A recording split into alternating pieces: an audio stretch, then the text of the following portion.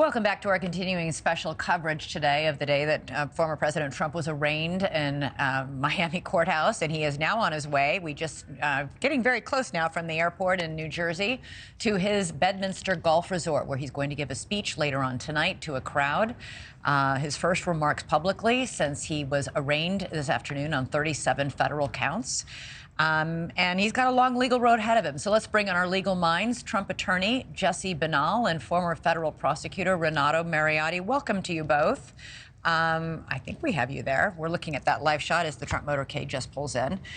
Jesse, I'd like to start with you as we look at this whole Trump legal case. You have said you think this is a political move to charge him with these crimes. Does that mean you think Donald Trump did nothing wrong here with these classified documents? I do, and most importantly, I believe that no laws have been violated. We have to be very specific when we use the very heavy hammer of criminal law in order to, threaten to take away somebody's very freedom. And in doing that, we have to make sure the right statute applies. And in this case, quite frankly, the special counsel's office has not used the right statute for the documents at play. These documents are very specifically not subject to the Espionage Act. They're subject to the Presidential Records Act, which lays out a very specific way that documents of presidents and then former presidents are treated.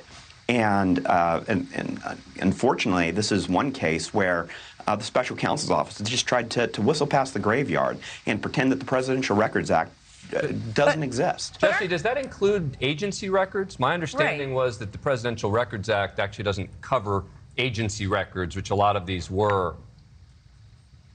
Yeah, that's a very good question. What it doesn't cover is records that were within agencies that did not make it to the president. The Presidential Records Act applies to every document that made it to the White House, that made it to the president's eyes. So he can take all of them. He can take any document that ever came across his desk, he can take home with him, according to the Presidential Records Act? What he can do is there is a way to determine whether a record is a presidential record or whether it is a personal record. And there has been case law that actually says the very act of taking a document by the president to in his personal possession means that it.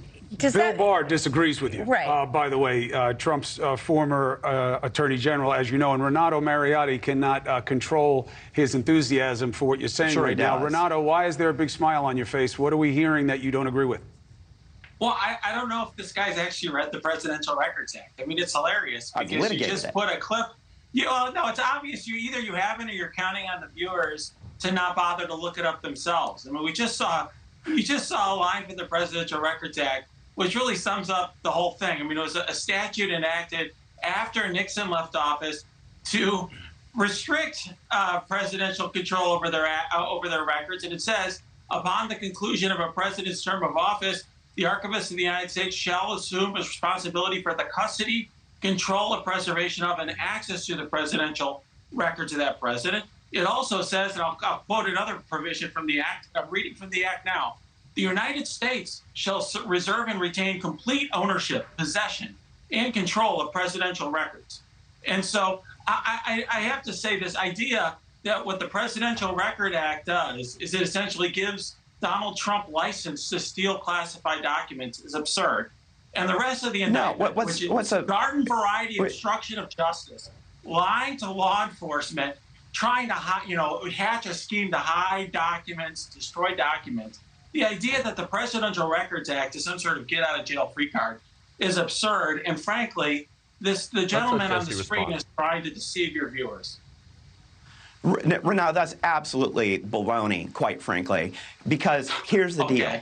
Even if you say that it did violate the Presidential Records Act, which it didn't, and I can explain why it didn't violate the Presidential Records Act, it does not violate the Espionage Act, because the Espionage Act, a much older law, never applied to the President of the United States. Presidents traditionally own their records. Did anybody ever say it didn't, Jesse, by the way? Did anybody ever say that it doesn't apply to a president? I don't think anybody's ever successfully been able to say that it actually applies to a president. But has anybody ever said it doesn't apply to a president? I'm not sure. I'm not sure that issue has been specifically litigated. Then why would you take a position on it? It's a very important constitutional point. I know, but then don't say that it's conclusive, right? Don't say it doesn't apply to the president if you don't know that, even if it's because it's never been litigated. No, here's why it doesn't apply to the president, because presidents always own the records from their administration once they left office. And matter of fact, there's very good constitutional reasons for that.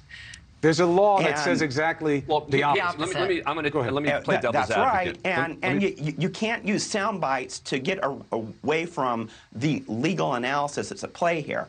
And so because it didn't apply to documents that the president had from his term of office when he then became the former president, then the result is that act never applied to the president. Congress would have to change the law to make it apply to the president. Let me help Jesse with one point here, because just on the Presidential Records Act, right? The strongest argument about the Presidential Records Act is that there was this federal court ruling in 2012 with regard to a case with Bill Clinton and audio tapes, where Clinton was saying, these are my tapes, he made them for a book, and in the end, the federal judge ruled, actually, it's up to the president to decide, are these the president's documents or are these the documents? And so the Trump team is going to argue, well, the language in that opinion says it's not up to the archivist.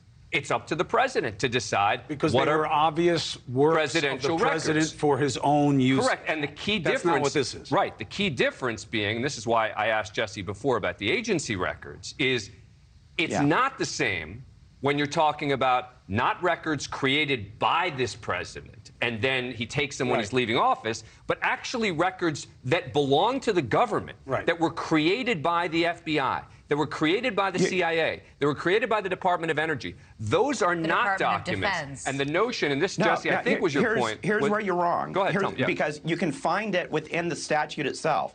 Because the statute itself says documents that were created or received by the president. And so what they're talking about, for instance, about agency records, is let's say that there's a document that's made internally by the Department of Justice or the CIA that does not make it to the White House, to the staff secretary who gives it to the president. That document is not part of the Presidential Records Act. That document is owned by the agency, if you will. But if it is received by the president, then that particular document is subject to the Presidential Records Act. The courts have made it clear that agency records are not part of the Presidential Records Act. I mean, I was citing one opinion which I think can be used by the Trump team as an argument. The problem is there's another opinion with regard to agency records that makes it that much harder. But I think this is getting a little bit in the weeds.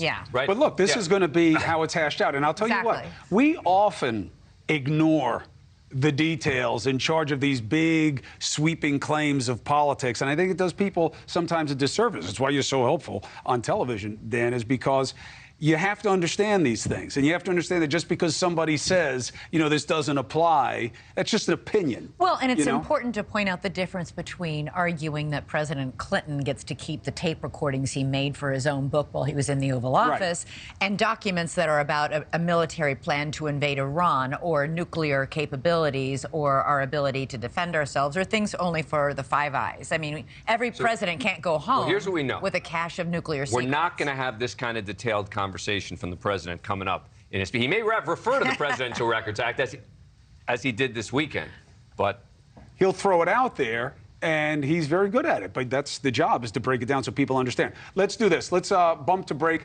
Fellas, we may come back to you. We have some other legal minds on this as well. But you see the scene that we're showing you. This is Bedminster, New Jersey.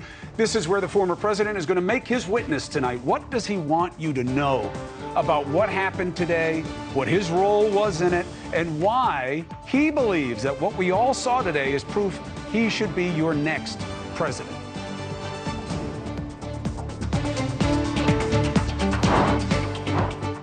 What's